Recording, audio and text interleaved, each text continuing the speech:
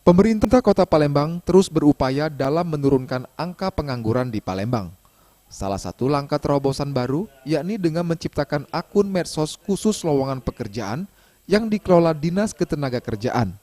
Hal ini disampaikan PJ Wali Kota Palembang, CK Virgowansyah. CK menjelaskan, Ado Gawe Palembang ini mengumpulkan semua lowongan pekerjaan yang ada di Palembang. Kemudian diupload di akun media sosial Ado Gawe Palembang.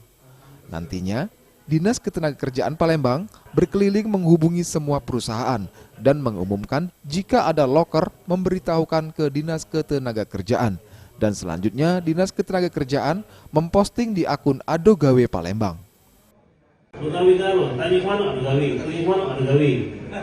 Nanti pengangguran, tapi pas tinggal di data BPS ada 7,49% pengangguran.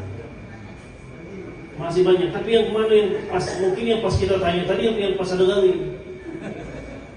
Yang 7,49% ini nanti gawe, cuma tidak sempat kita tanya.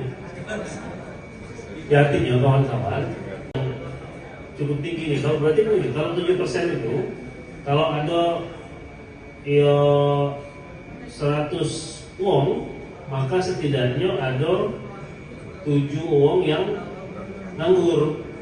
Nah, jika di sini mungkin ada 50 uang, berarti ada 3 uang yang nganggur. Jadi kita harus waspada juga terhadap pengangguran. Oleh karena itu kami mencoba dari dinas